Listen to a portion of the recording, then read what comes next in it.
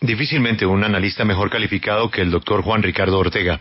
Nos atiende a esta hora, fue director de impuestos y es un tremendo economista. Doctor Ortega, buenos días. Muy buenos días, Julio, ¿cómo están? Qué gusto oírlos. Bien, doctor Ortega, acaba de hablar el gerente de Pravic, que es una empresa de construcción reconocida en Bogotá, y nos da una explicación sobre el futuro de la vivienda de interés social por cuenta de la reforma. ¿Usted lo ve así de grave? Pues la verdad, Julio, a mí me gustaría que nos dijeran qué artículos de la ley están leyendo. Los que yo he leído, yo traté de leer la ley con cuidado. Se grava la vivienda suntuaria, se le pone un 5% de IVA a la vivienda de más 800 millones de pesos. La vivienda de interés prioritario sigue totalmente exenta de IVA y los IVA se siguen devolviendo. En Colombia, viviendas de más de 800 millones de pesos son menos del 0.01% en todo el país. Eso es claramente las personas más afortunadas de Colombia, y es una vivienda que era excluida de IVA, en el cual todos los IVAs del pago de los servicios, de los almayines, los plomeros, los insumos, los excusados, todas las cosas finas que uno le pone a una casa buena, que tienen todas IVA, esos IVA se iban al precio de la vivienda, y ahora que se vuelve IVA del 5%, esos IVA se pueden restar, se pueden deducir. Entonces, a mí hay algo que me deja pues muy preocupado, y es que no se está discutiendo con el texto de la ley. Sería muy útil que leyéramos todos dónde están las normas exactas y qué es lo que dicen, porque a mí me queda la impresión que se está desinformando. Doctor Juan Ricardo, pero uno podría pensar que los constructores de repente piensan que en este momento se puede estar afectando la vivienda de interés social, porque la norma es clara, y es que para poder construir usted una vivienda de lujo, o unos edificios, un condominio, un conjunto, se tiene que entregar también una porción para vivienda de interés social. Entonces, si se consigue, o la consecuencia de la reforma tributaria es que se deje de construir vivienda de lujo, pues se va a terminar impactando directamente la vivienda de interés social. ¿Esto no es así? ¿Esto no sería de esta manera? No, para nada. Es que no han hecho las matemáticas. ¿Cada quién? En Colombia se ha vuelto una moda el tratar de asustar y generar pánico antes de entrar a hacer un debate tranquilo. ¿Aló? Sí, adelante. Mire, si ustedes hacen los números, puras matemáticas sencillas, uno hace una formulita y dice, valor del precio final por 1.05 es igual a los precios de la mano de obra y las cosas sin IVA, más la tierra sin IVA, más todos aquellos componentes de venta que tienen IVA multiplicados por 1.16. Si lo que tiene IVA es más del 50% del precio final, los IVAs cobrados son menos que los créditos de IVA. A la gente se le olvida que el IVA es un impuesto difícil de entender.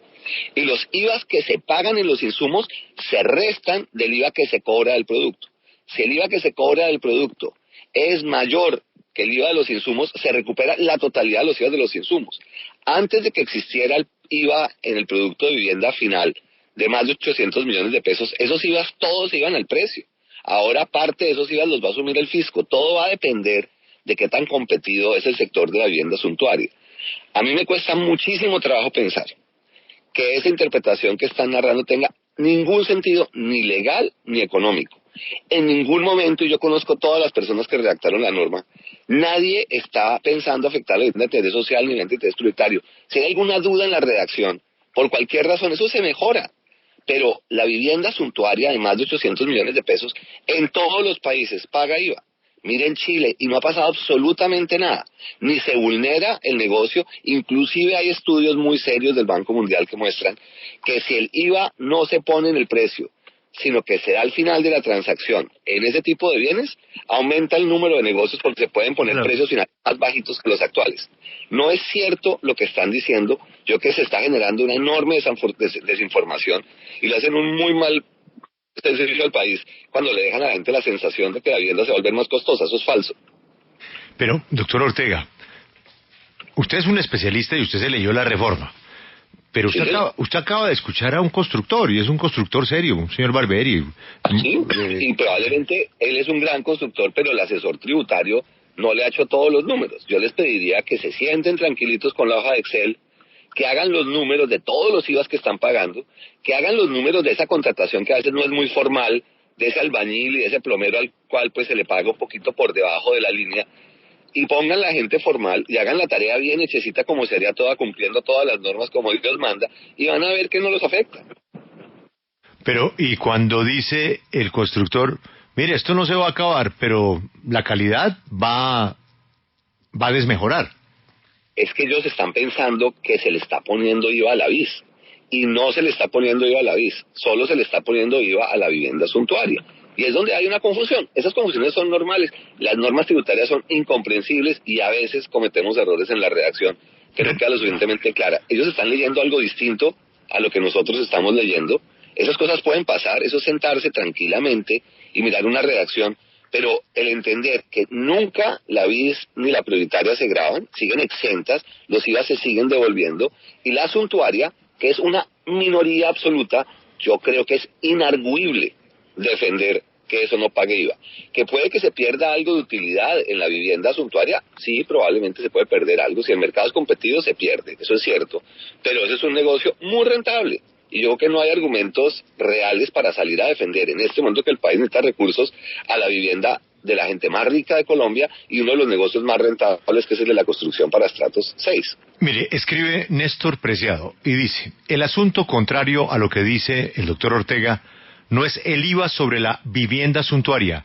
El tema es la eliminación de la exención del impuesto de renta a las utilidades generadas en proyectos de vivienda social. Sin esa exención, la producción de vivienda social deja de ser financieramente viable. Es así, le soy franco, Julio, la exención de renta de vivienda social no la tengo en mi radar. En esa sería interesante cuál es el artículo. Inclusive yo nunca la vi dentro de las cuantificaciones nosotros de rentas exentas. Las rentas exentas grandes de Colombia no eran esa.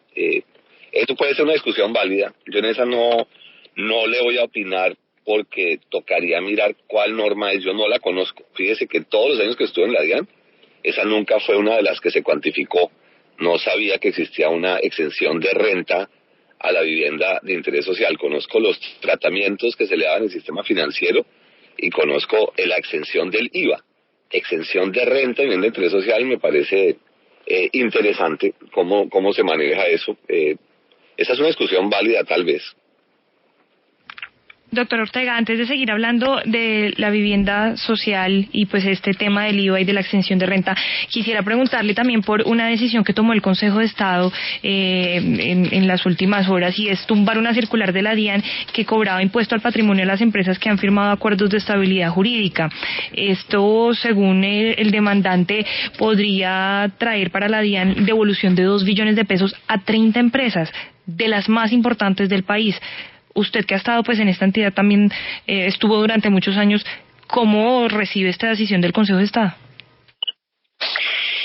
Hombre, ese era un debate súper complicado, y era si la estabilidad jurídica cubría un impuesto que no existía. El nuevo impuesto al patrimonio que sacó el gobierno de Uribe, se definió nuevo impuesto al patrimonio y se consideraba que era un nuevo impuesto al patrimonio, y era un esfuerzo que se hacía en condiciones excepcionales por las condiciones que vive Colombia. Era un juego de lenguajes para algunos. El llamarlo nuevo no era suficiente y tenía que cambiar la base del impuesto, tenía que cambiar todo el impuesto para que fuera distinto. Pues ganaron, el Consejo de Estado les dio la razón a los que decían que porque el impuesto tenía la misma base seguía siendo el mismo impuesto y que no era nuevo, y que por ende los contratos de estabilidad lo cubrían. A nosotros nos parece, y yo fui parte de la discusión de los contratos de estabilidad jurídica cuando era viceministro de Comercio, que esa ha sido una extensión a lo que eran los verdaderos beneficios de la estabilidad jurídica, que el impuesto al patrimonio no estaba cobijado, pero pues ganaron. Muchos de ellos habían anticipado ese triunfo y habían pedido que se les devolviera esa plata, entonces no creo que lo que toque devolverse a tanto. A mí me tocó, de hecho, lidiar con unas de las más grandes empresas que corrigieron su impuesto después de haberlo pagado y exigieron se les devolviera el monto cancelado. Entonces no creo que la devolución sea tan grande. Era un debate jurídico. En esos contratos de estabilidad jurídica al país le han costado un monto de dinero enorme, ¿no? Por encima de los 10, 15 billones de pesos fácilmente. Doctor Ortega, también quisiera preguntarle pues por la denuncia que tuvimos por parte del representante a la Cámara del Partido Conservador, David Barguil, con respecto al impuesto de retención en la fuente a los asalariados de más de 1.400.000 pesos. Esto es así porque también ha crecido un debate de que se están haciendo mal los cálculos, de que no es... No, es que no se la ha leído. Es que el problema es que leer es una vaina hartísima, leer una reforma tributaria es dificilísimo. Y la ley dice clarísimo que se restan 50 VTs a la base. Y si te restas 50 VTs, pues X menos X da 0. Entonces, pues cualquier cosa por 0 da 0. Entonces es falso. Le empiezan a cobrar retención encima de 2.700.000. Y en eso tiene que creerle al ministro. El ministro no puede publicar un número falso. Está en la página web, está en la presentación de internet. Nadie de 1.400.000 va a pagar. Que el número de VTs arranca ahí menos unas deducciones, sí, pero eso no quiere decir que sea el cálculo, porque el impuesto de renta se paga sobre el impuesto menos todas las cosas que se pueden restar, que son todos los gastos deducibles y unos beneficios, unas rentas exentas. Entonces, cuando uno hace los números, pues no pagan nada. No tienen que preocuparse absolutamente nada los de 1.400.000. Sí se tienen que preocupar de 2.780.000 y pico para arriba, y sí hay 1.000.000 de pesos entre 3.800.000 y 2.800.000 que va a empezar a ser grabado en una cifra ínfima. Pero si en Colombia no paga impuestos el 3%, 4% máximo de la población, que es la que gana eso, pues va a ser muy difícil poder controlar los gastos de las empresas y poder tener un sistema tributario que funcione. Acordémonos que la forma de uno poder controlar es mirar que lo que uno reporta como ingreso, otro lo reporta como gasto. Si nadie reporta ingresos, pues muchas empresas se inventan ingresos de sus funcionarios que no son reales, y con eso bajan sus bases gravables. Entonces, es un tema de control, es un tema de que en Colombia tiene uno de los niveles más altos de beneficios a los ingresos de personas naturales, y pues si no contribuyen un poquito, pues difícilmente vamos a tener algo que funcione. Bueno, pero ya supongamos que usted tiene razón y que el doctor Barguil no se leyó la reforma tributaria sobre la que se expresó públicamente, pero ¿usted cree que el exministro Henao y el vicepresidente tampoco se la leyeron para hacer el anuncio que hicieron ayer de salir a las calles a protestar por la misma? Pues a mí me cuesta mucho trabajo que el argumento de IVA tenga alguna validez. Entonces, en la parte ya estoy seguro que están mal. Que hay una renta exenta de vivienda de interés social, pues no sé si en alguna ley de vivienda la emitieron, que yo no conozco. Es una renta exenta que, le soy sincero, Julio, no la tenía en el radar. Yo ahí puedo estar pecando por ignorante. Yo le hago la tarea e investigo, porque esa parte simplemente no la miré con cuidado. Entonces yo no voy a decirle lo que no sé. Me cuesta trabajo pensar que esa renta exenta fuese tan importante, pero pues sin duda ahí puede haber un debate válido, más que todo para bien de interés prioritario. No estoy tan seguro que bien de interés social. Doctor Ortega, me escribe mi tributarista y me dice: un saludo para el doctor Ortega, quien conozco y respeto. En palabras cortas, los márgenes de rentabilidad de la vivienda de interés social son muy, pero muy bajos, porque los precios topes de venta los pone el gobierno. La rentabilidad se logra cuando el constructor se ahorra el impuesto de renta por construir ese proyecto a través de vehículos financieros. ¿No será ese el punto? Lo voy a mirar, Julio. Yo no creo que el propósito del ministro Cárdenas y del gobierno sea hacer inviable la vivienda en ese sentido. Yo creo que puede haber unos malentendidos, y con seguridad antes de hacer protestas, si se sienta, yo creo que con números llegan a acuerdos razonables. Doctor Ortega, hay cosas que son difíciles para la gente entender, pero la lectura es que no íbamos a tener más impuestos y que el país entró en una bancarrota técnica. Tenemos un hueco de 30, 40, 50, bueno, ni siquiera se ponen de acuerdo en el hueco. Y la única manera es con impuestos. Y a la gente pues le preocupan los impuestos. La gran preocupación de quienes verdaderamente pagan los impuestos en Colombia, que son muy pocos, es que no hay problema. Los ricos pagan más impuestos y siguen pagando los impuestos. Lo único que ellos dicen cuando levantan la mano en esas reuniones es: oiga, no hay ninguna posibilidad de que más gente pague impuestos y no seamos siempre los mismos. ¿Esta reforma responde a esa inquietud? ¿Con esta reforma más colombianos pagarán impuestos? Yo creo que sin duda. Y yo creo que eso es parte de las razones por las cuales yo me atreví a decir que hicieron un trabajo muy serio. La verdad es una reforma bien trabajada, bien escrita, yo diría que en general muy clara, y que sí hace un esfuerzo importante por tratar de ampliar ciertas bases. Una de esas bases que trata de ampliar es esta base de personas naturales que en Colombia es demasiado estrecha y que se presta para enorme evasión. Trata de formalizar generando la opción del monotributo, que van a ver que en el mediano plazo va a terminar siendo una opción buena para muchos pequeños y medianos empresarios. Doctor Ortega, ¿qué le falta Sí. y qué le sobra a esta reforma? A mí me parece que le falta el control a las fundaciones. Afortunadamente el gobierno dice que va a controlar la parte de la contratación. El hueco que hay en universidades, esas que venden títulos, los supermercados de títulos que están proliferando por el país, las iglesias, las fundaciones, cooperativas y corporaciones, es un tema que debería cerrarse mucho más. Ahí hay mucha corrupción, hay mucho fraude. Son 40 billones de pesos que se van por ahí, y ese es uno de los temas que lo cierren con la medida que anunció el presidente ayer de limitar la contratación con esos entes y que no les permitan tener los beneficios que están abusando hoy en día. Yo creo que puede ayudar muchísimo. Yo creo que en la parte penal la reforma es débil. La reforma no debería permitir que se escarcele la evasión de impuestos. Todos los estudios sobre comportamiento humano dicen que la parte efectiva del debate penal es que se conozca quiénes son los grandes evasores. En Colombia muchas personas que han cometido grandes violaciones contra el sistema tributario pagan la sanción y nadie se entera.